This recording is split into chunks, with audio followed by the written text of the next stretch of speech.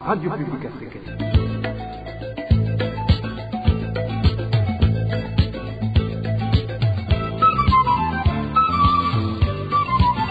Radio Publique Africaine.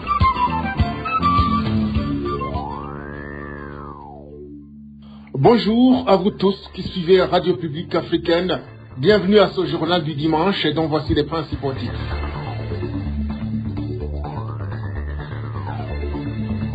Un motard réfugié burundais vivant à Kampala, la capitale ougandaise, a été retrouvé mort ce samedi.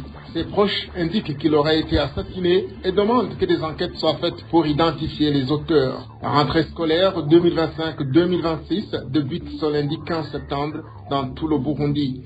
Dans certaines écoles à régime d'internat, il y a un manque de nourriture suffisante, un problème qui s'ajoute au manque de bancs pupitres et du matériel didactique déjà existant. Et dans plusieurs coins du pays, le manque d'eau propre devient un casse-tête pour la population. Encore une fois, bienvenue.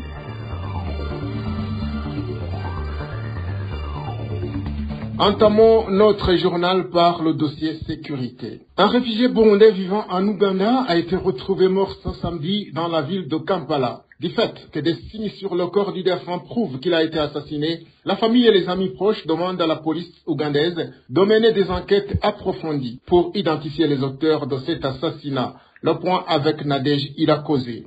Gilbert Nibaruta est le nom de ce Burundais réfugié en Ouganda qui a été retrouvé assassiné ce samedi 13 septembre 2025 dans un petit motel nommé Boudia situé dans la ville de Kampala. La victime exerçait les métiers de taxi-moto et de traiteur dans la ville de Kampala. Un des Burundais réfugiés à Kampala qui connaissait le défunt indique que son corps avait des blessures au niveau de la tête, ce qui prouve qu'il a été tué. C'est une triste nouvelle pour les réfugiés burundais se trouvant à Kampala. Gilbert Nibaruta est un réfugié originaire de Gitega en commune Makebuko sur la colline Gasenyi. Il se portait bien ce vendredi et travaillait normalement. Le lendemain samedi, nous avons été appelés par la police qui nous disait qu'elle a retrouvé son corps sur le lieu où il avait passé la nuit dans un petit motel nommé Goodyear, situé près d'un étage appelé Mogadiscio. Son cadavre présentait des blessures sur la tête et du sang coulé de sa bouche, ce qui montre qu'il aurait été battu.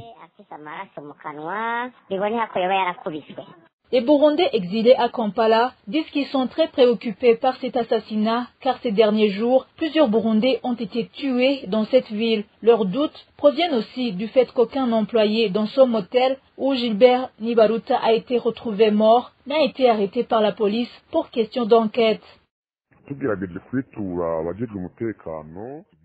En essayant de saisir la police ougandaise, ils nous ont répondu qu'ils sont en train de mener des enquêtes.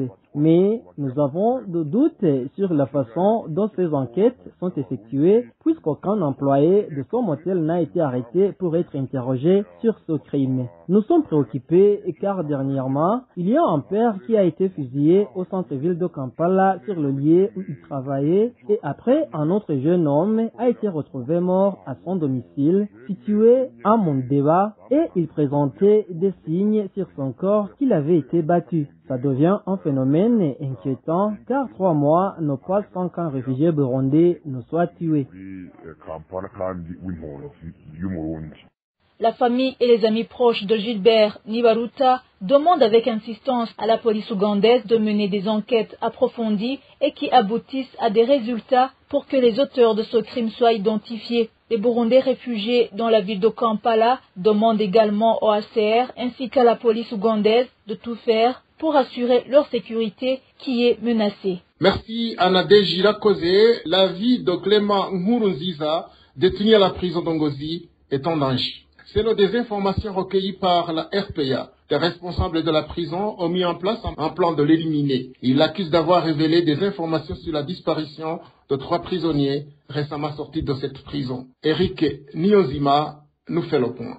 Un plan d'assassinat visant le détenu Clément Nkurunziza est en cours de préparation à la prison d'Ngozi, selon des informations recueillies par la RPA. Ces informations, émanant des membres des Imbonerakure de la ville d'Ngozi, indiquent que la direction de la prison compte faire sortir Clément Nkurunziza de l'établissement. La mission de l'éliminer serait ensuite confiée à certains jeunes du parti au pouvoir. Clément Nkurunziza est accusé par l'administration pénitentiaire d'avoir dénoncé 3 prisonniers sortis de la prison le 15 du mois dernier, que le directeur de l'établissement, Christian Seumana, a remis aux agents du service national de renseignement. Détenu depuis plus de 7 ans à la prison d'Ngozi, il est poursuivi pour le maître d'étudiant de l'ethnie Hutu à l'université du Burundi en 1995. Des accusations que lui et certains défenseurs des droits humains rejettent et considèrent comme un montage. Éducation à présent. À l'approche de la rentrée scolaire 2025-2026, certaines écoles de la commune de Chibitoke, dans la province de Bujumbura, font face à de nombreuses difficultés. Au niveau des établissements à régime d'internat visités par la RPA, l'une des principales préoccupations révélées concerne le manque de nourriture suffisante. Éloge Divin, les Méchas, nous en dit plus.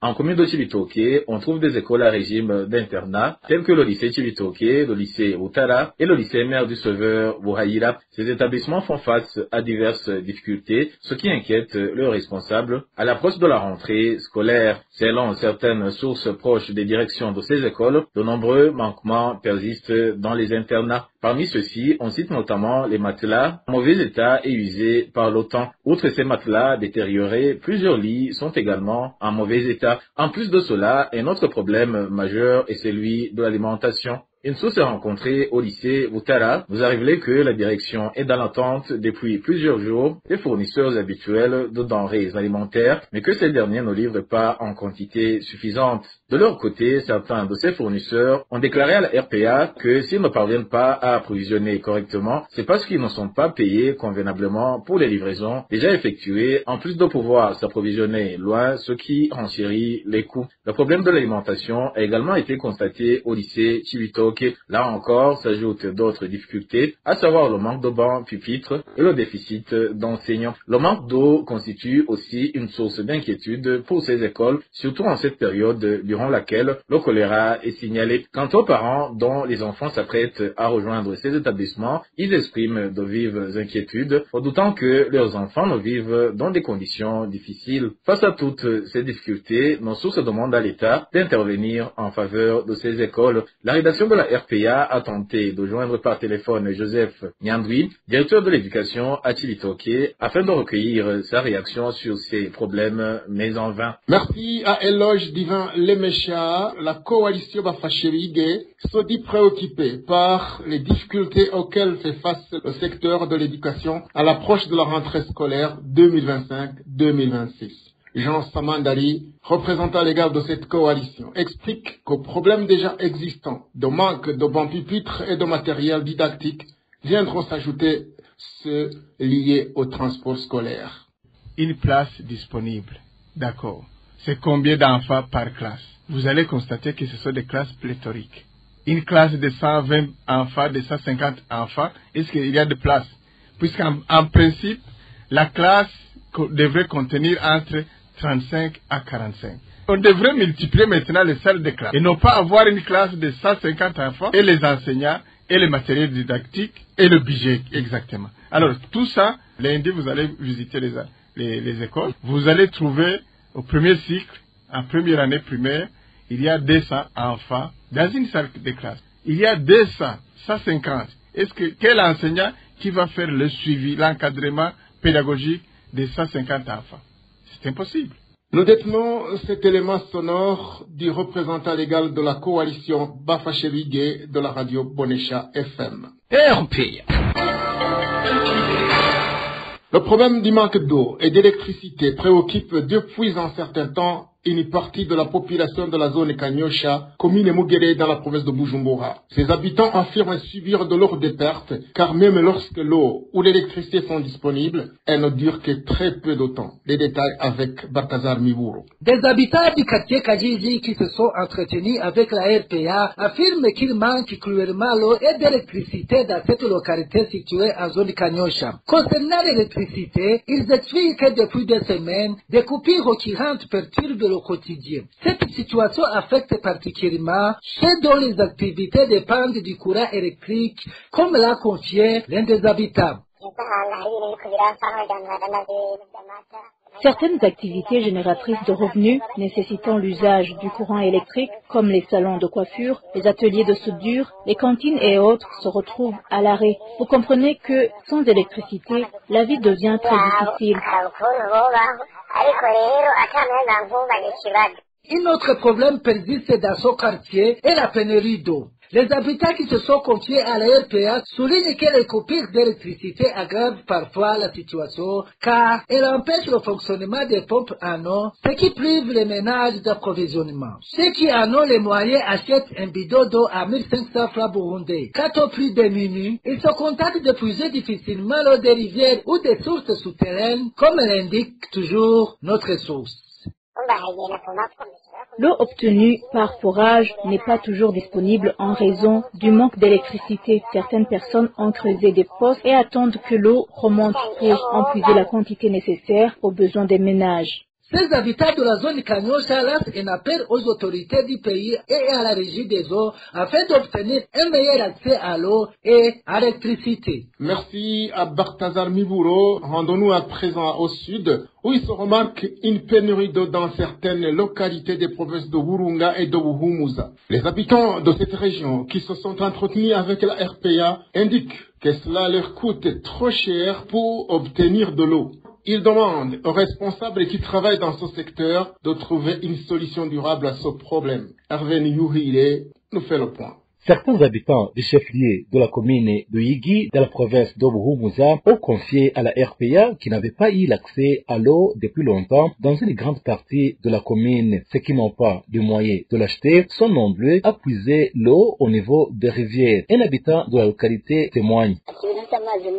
Le manque d'eau à Ruyigi est un véritable problème. Nous vivons souvent de l'eau de petits ruisseaux et de rivières. Des fois, ceux qui ont des moyens donnent de l'argent aux conducteurs de taxi vélo, c'est 1000 francs burundais par bidon. Ils peuvent accepter d'être payés au moins 3000 francs burundais pour 4 bidons. Ils vont alors chercher de l'eau là où elle est disponible quelquefois, comme au niveau des bureaux ou tout près du marché. Dans la commune d'Obururi, plus précisément à Rutovu, la RPA s'est entretenue avec certains habitants qui indiquent que la pénurie d'eau est devenue persistante dans cette localité située en province d'Oburunga, notamment à Kigwati et à l'hôpital de Rutovu. Le manque d'eau est particulièrement préoccupant. À l'hôpital, ils sont obligés de s'approvisionner auprès de véhicules qui vont puiser l'eau dans des endroits éloignés. Et du côté des habitants de Kigwati, la majorité des habitants déclarent qu'ils se servent de l'eau de la rivière Kigira. Que ce soit à Ruyigi ou à Rutovu, tous les habitants sollicitent aux autorités de trouver une solution afin de leur permettre de trouver l'accès à l'eau dans les foyers dans le but de prévenir des maladies liées au manque d'hygiène. Gouvernance à présent, l'argent destiné à payer les producteurs de café et de thé est détourné par certains hommes politiques afin d'en tirer profit. C'est ce que déclare Epitasse Chimilimana, porte-parole du parti MSD, en se basant sur les retards récurrents dans le paiement des cultivateurs de ces cultures d'exportation. Epitasse Chimilimana lance un appel aux autorités pour qu'elles prennent leurs responsabilités et assurent une bonne gestion au bénéfice des citoyens qui fournissent leur force de travail dans la production du café et du thé. Il demande également à l'État de comprendre que les devises ne pourront être obtenues que si ce secteur est exempté de problèmes. Ikintu ca mbere dukunda kubanza kwibutsa ngaha kugira ngo abarundi babimenye namwebwe mubimenye. La première chose que nous tenons à vous parler ici, pour que tous les Burundais et vous, les médias, le sachiez, c'est que depuis près de 20 ans, Le pays n'a plus de dirigeants soucieux du bien-être du pays, plus de dirigeants soucieux des problèmes et des difficultés de la population. C'est pourquoi vous voyez aujourd'hui que la population est confrontée à de nombreuses questions sans réponse auxquelles personne ne peut répondre. En ce qui concerne la plantation de café, les producteurs sont sous le choc car ces dirigeants sont devenus des commerçants, abandonnant leurs responsabilités d'organisation et de développement des Burundais et travaillent désormais comme commissionnaires pour vendre. L'argent des producteurs de café est volé par ces mêmes dirigeants au lieu de le leur donner pour subvenir à leurs besoins. Je voudrais lancer un appel à ces autorités burundaises. Nous savons déjà qu'elles sont incapables de faire quoi que ce soit et qu'elles ne feront rien pour nous.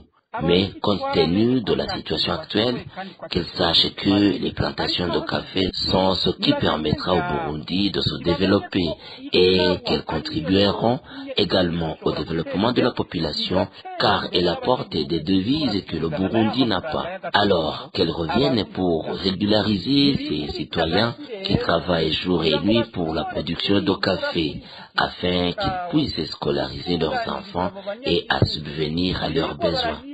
bayikorera ijoro n'umurango kugira ngo babahereze amafaranga yabo ashobore gufasha aba bavyeyi kujana abana babo ku mashuri ashobore gufasha aba bavyeyi gushobora kwikenura. C'est par ici que nous mettons un point final à ce journal. Merci de l'avoir suivi. Bon dimanche.